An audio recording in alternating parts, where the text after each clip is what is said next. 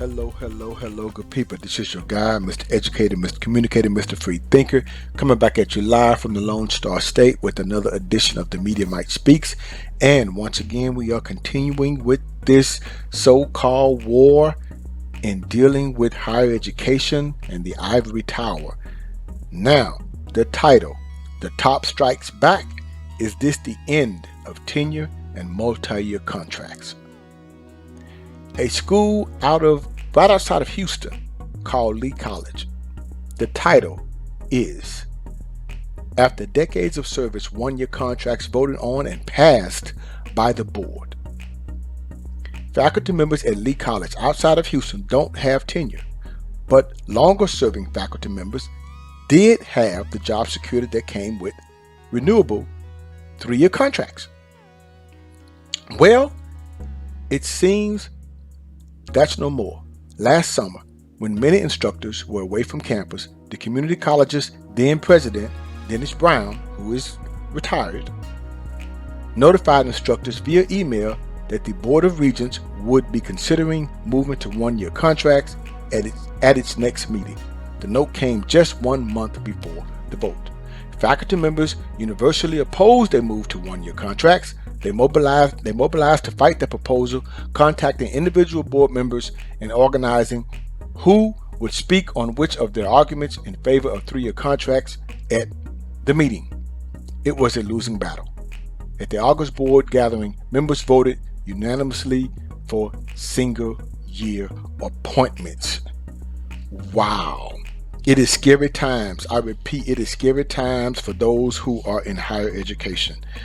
I would like to know what is the reason for moving to 1-year contracts.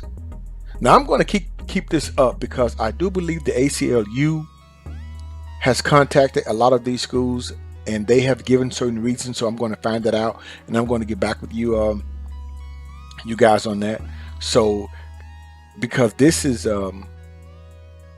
very interesting and somewhat troubling for those that are in higher education.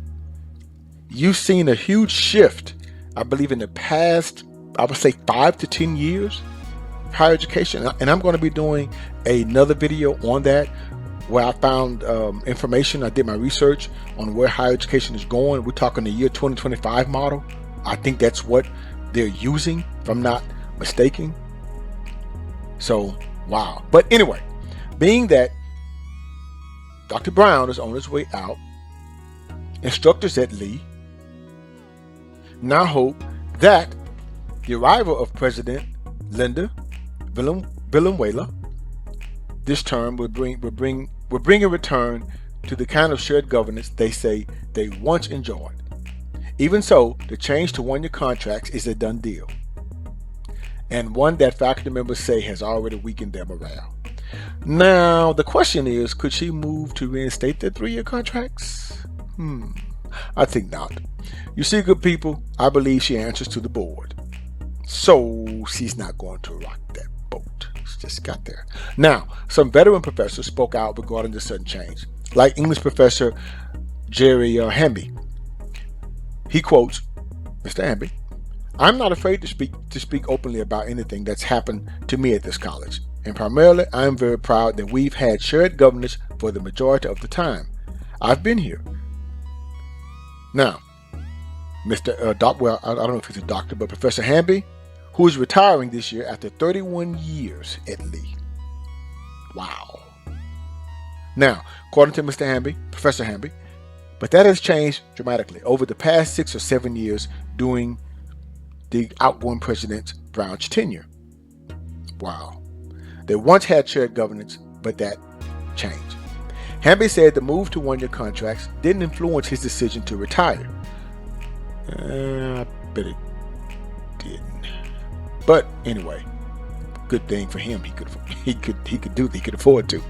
Yet the timing is good for him, just not for his colleagues, who will be moving to 1-year contracts as soon as their current 3-year terms expire. Man, I think it's a travesty, according to Professor Hamby. I think it's a terrible thing to do a faculty member to do to a faculty member. According to Professor Hamby, he concludes, "My contribution to the college isn't valued as much as it once was." That's what this says to me. I understand, sir. 31 years. Congratulations. That's pretty much a lifetime. Now, moving on. The American Association of University Professors would probably agree. The group says that faculty members who have served the length of a typical tenure probationary period merit the due process protections of tenure, even if they don't technically have it.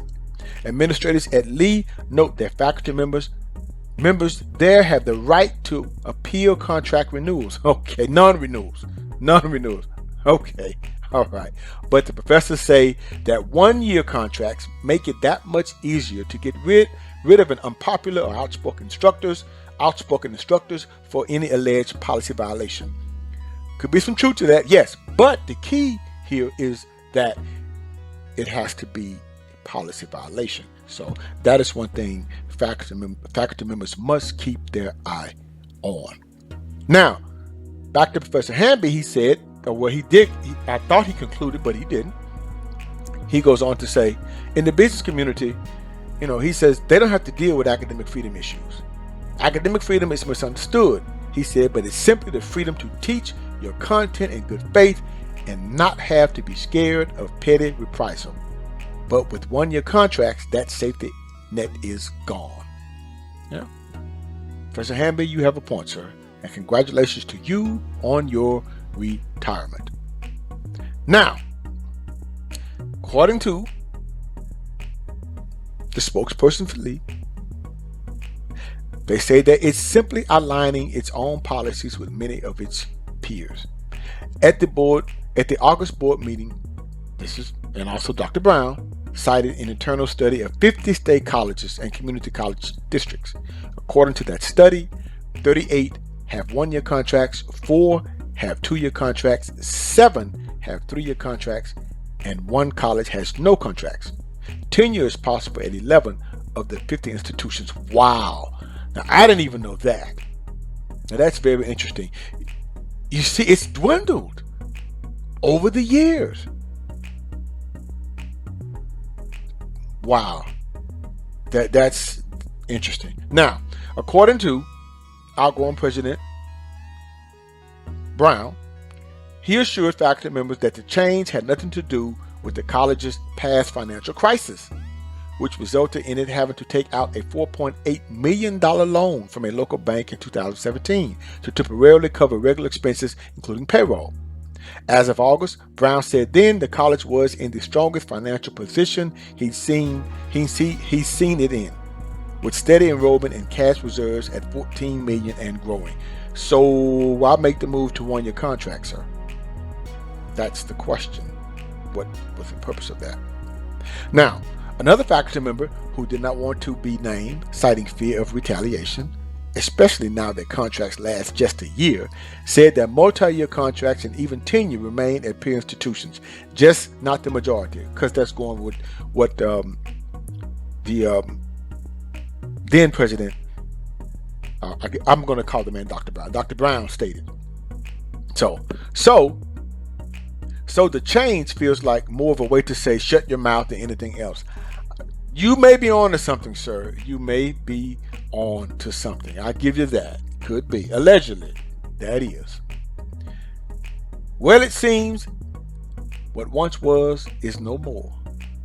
And with 1-year contracts, faculty at some schools may be headed for the door. What's the reason for this? Who knows? But it appears that that's the way it goes. And since the top is trying to show that they are prudent, it seems that they are forgetting the most precious asset, which are students. Well, good people, sad to say, but that's it for today. And remember, if you have or had a bad day, like those faculty with 1-year contracts, let's hope things will work out okay. This is your guy, your educator, your communicator, Mr. Free Thinker. Subscribe, share, and like so that I can keep rocking on the mic. Have a good night.